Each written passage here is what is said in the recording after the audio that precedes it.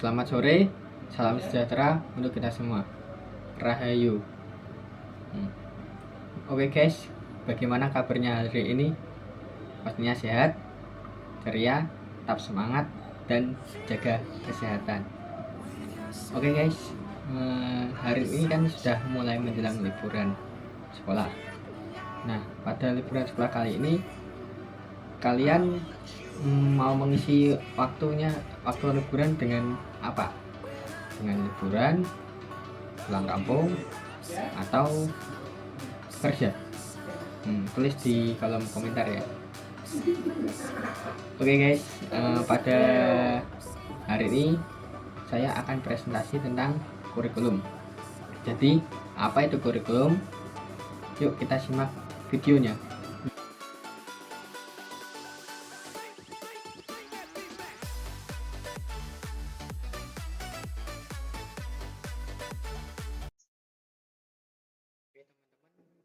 Teman-teman, marilah kita panjatkan puji syukur atas kehadiran Tuhan Yang Maha Esa, karena pada hari ini kita dapat bertemu kembali dalam keadaan sehat dan bisa mengikuti aktivitas seperti biasanya. Perkenalkan, nama saya Sumita dengan nomor induk mahasiswa 22100 38 62 2036. Pada hari ini saya akan mempresentasikan kurikulum guna memenuhi tugas ujian akhir sekolah mata kuliah Sosiologi Pendidikan yang diampu oleh Bapak Sony Junaidi, SPT MPD. Jadi, apa itu kurikulum? Secara etimologis, kurikulum dipahami berakar dari bahasa Latin, yaitu currere, bermakna laluan atau jejak. Dengan demikian, kurikulum dimengerti sebagai suatu laluan atau jejak yang akan ditelusuri. Makna ini meluas menjadi jurusan. Dalam bahasa Inggris, kurikulum dipahami sebagai jelmaan atau metamorfosis.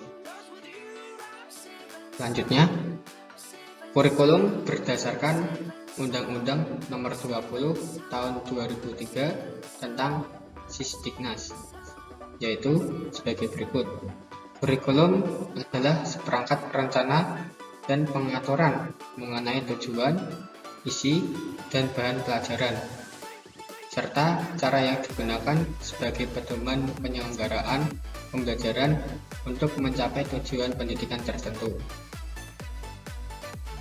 Kemudian, kurikulum menurut beberapa para ahli. Yang pertama, menurut Grayson, yaitu suatu perencanaan untuk mendapatkan keluaran yang diharapkan dari suatu pembelajaran.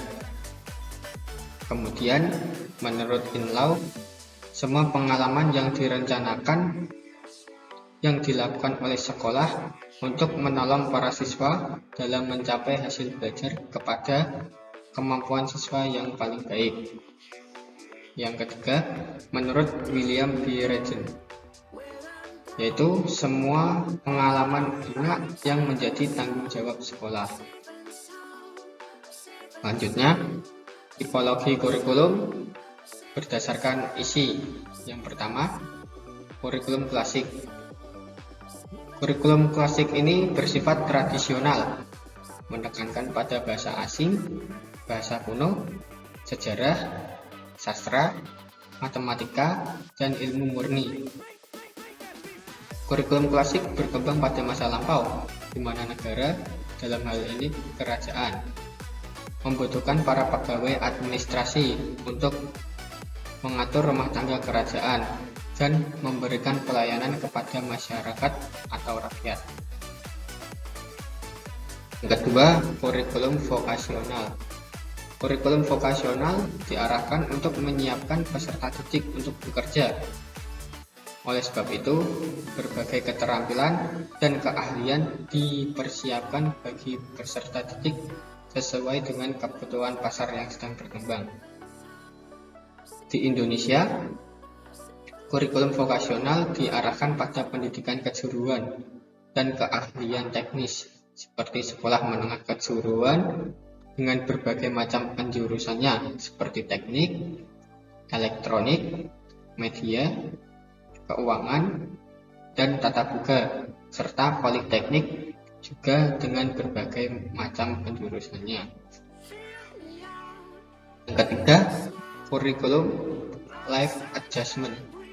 Kurikulum ini menekankan pada pengembangan kepribadian yang meliputi pada pengetahuan, pemahaman, dan pengalaman tentang bagaimana hidup adaptif dalam menggarungi kehidupan dengan berbagai dimensinya, seperti bagaimana menjaga kesehatan, mengonstruksi hubungan sosial, membangun rumah tangga, dan sebagainya. Kemudian, tipologi kurikulum berdasarkan model pengembangan. Yang pertama, kurikulum model administrasi. Kurikulum yang digagas dan dikembangkan berdasarkan prinsip-prinsip administratif oleh para administrator pendidikan melalui kewenangan legal formal dari jabatan dalam administrasi pendidikan. Para administrator menginisiasi dan membentuk suatu kelompok kerja dengan suatu model tim yang disepakati dan dipandang mampu melakukan suatu tugas dengan tujuan yang telah ditetapkan. Tim tersebut dapat dibagi atas dua kelompok, yaitu kelompok pengarah dan pelaksana. Yang kedua, kurikulum model akar rumput. Berbeda dengan kurikulum model administratif, kurikulum model akar rumput tidak digagas dan dibangun dari pemikiran elit birokrasi pendidikan yang cenderung bersifat sentralis dan berdimensi top-down, melainkan dikonstruksi dan dibangun oleh para guru dan sekolah berdasarkan visi, misi, dan tujuan yang akan diraih. Selanjutnya, tipologi kurikulum berdasarkan harapan kenyataan. Yang pertama, kurikulum ideal. Kurikulum yang dicita-citakan, diharapkan, diinginkan oleh banyak orang, paling tidak oleh para pembuatnya. Ia mengandung gagasan konseptual, ideal tentang apa seharusnya dan baik dikandung oleh suatu kurikulum. Kurikulum ideal tercantum dalam dokumen resmi yang dimiliki oleh suatu lembaga pendidikan. Contohnya, kurikulum tingkat satuan pendidikan atau KTSP. Yang selanjutnya, kurikulum real. Kurikulum yang diimplementasikan dalam proses pendidikan, pembelajaran, dan pengajaran. Kenyataan atau realitas memiliki kecenderungan yang tidak selalu sama dengan sesuatu yang diharapkan, diinginkan, dan dicita-citakan. Oleh sebab itu, apa yang didokumentasikan tidak selalu sama dengan apa yang diimplementasikan.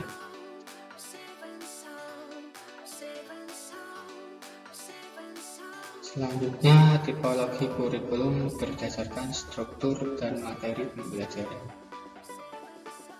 Nah, kurikulum berdasarkan materi pembelajaran terbagi menjadi tiga. Yang pertama, kurikulum terpisah. Kurikulum yang mata pelajaran atau mata kuliahnya dirancang untuk disajikan atau diberikan kepada secara terpisah-pisah. Mata kuliah sosiologi pendidikan, misalnya, diberikan secara terpisah-pisah dengan mata kuliah antropologi pendidikan. Dalam profesi pasca sarjana, pendidikan ilmu pengetahuan sosial. Yang kedua, kurikulum terpadu.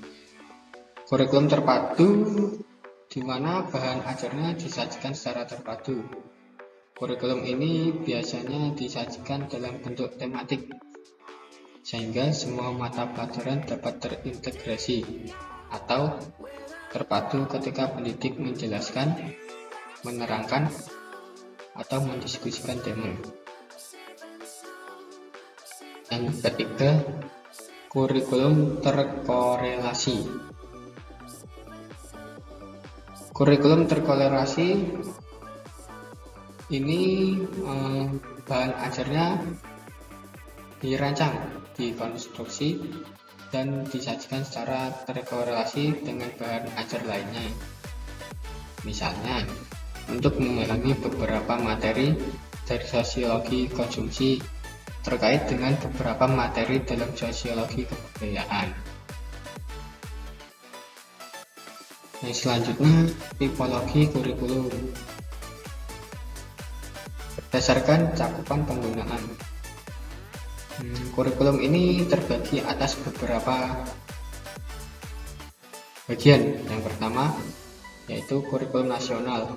Kurikulum nasional yang diinisiasi, dirancang, dan dilaksanakan secara nasional. Kurikulum ini dikonstruksi oleh suatu tim nasional yang melibatkan berbagai kepakaran tingkat nasional dari berbagai bidang keilmuan. Yang berikutnya, kurikulum lokal. Kurikulum yang diinisiasi, dirancang, dan dilaksanakan secara lokal. Konsep lokal bisa terkait dengan suatu wilayah provinsi, kabupaten, atau kota. Dalam negara syarikat atau federal, kurikulum lokal pada negara kesatuan dipandang sebagai kurikulum negara bagian. Kurikulum negara bagian bisa saja tidak ada kaitannya dengan kurikulum nasional, yaitu kurikulum berlaku secara nasional. Yang selanjutnya, kurikulum sublokal atau sekolah. Kurikulum yang operasionalnya diinisiasi, dirancang, dan dilaksanakan dalam lingkup sekolah. Kurikulum ini dikenal sebagai kurikulum tingkat satuan pendidikan atau KTSP. Kurikulum sekolah ini merupakan operasionalisasi berdasarkan konteks, situasi, dan kondisi sekolah dengan tetap merujuk pada kurikulum pada tingkat nasional. Yang selanjutnya, model kurikulum pendekatan teoritis, yaitu terbagi menjadi 3. Yang pertama, model kurikulum teknik saintifik, yaitu semua bentuk kehidupan manusia dapat dicari hukum-hukum yang bersifat umum. Yang kedua, model kurikulum refleksif. Kurikulum ini dilihat sebagai suatu konstruk sosial dari para pembuatnya. Yang ketiga, model kurikulum yang rasional. Maksudnya, usaha untuk mempertalikan apa yang diajarkan di sekolah dengan struktur sosial. Selanjutnya, kurikulum tersembunyi. Kurikulum tersembunyi ini merupakan sesuatu yang diajarkan dan dipelajari bersama dengan kurikulum resmi atau formal, melekat dalam peraturan, regulasi, dan rutin tidak tertulis tentang perilaku dan sikap, seperti ketaatan pada pihak yang berwenang dan norma yang berlaku umum atau arus utama, serta iklim, hubungan kekuasaan, dan konsekuensi yang tidak terantisipasi. Selanjutnya, kurikulum dan evaluasi. Yang pertama, evaluasi kurikulum. Evaluasi kurikulum dapat dipahami secara holistik dan parsial. Secara holistik, evaluasi kurikulum berarti evaluasi pendidikan secara menyeluruh, meliputi isi atau substansi, proses pelaksanaan program pendidikan, kompetensi kelulusan, pengadaan dan peningkatan kemampuan tenaga pendidikan, pengelolaan atau manajemen pendidikan, sarana dan prasarana, pembiayaan, penilaian pendidikan. Adapun secara parsial, evaluasi kurikulum meliputi sebagian komponen dari semua yang dijelaskan di atas. Biasanya menyangkut penilaian hasil belajar. yang pada gilirannya diharapkan dapat memperbaiki cara belajar peserta didik dan perbaikan program pembelajaran. Bagaimana dampak evaluasi kurikulum pada proses di sekolah? Dampak negatifnya, sekolah tidak lagi menjadi lembaga pendidikan yang mentransmisikan nilai dan norma yang dipandang penting dalam menghadapi kehidupan. Yang kedua, berdampak pada perbedaan sikap, perilaku, dan tindakan terhadap guru oleh para siswa. Adapun dampak positifnya yang itu memberikan peluang dan kesempatan yang adil kepada seluruh peserta didik untuk memasuki sekolah lanjutannya sesuai kemampuan yang mereka miliki. Dan presentasi dari saya. Terima kasih. Rahayu. Demikian pembahasan mengenai kurikulum. Semoga dengan pembahasan tadi bisa bermanfaat untuk kita semua dan menambah pengetahuan kita tentang kurikulum. Sebelumnya apabila ada salah kata, mohon maaf dan sampai ketemu di lain kesempatan. See you, bye bye.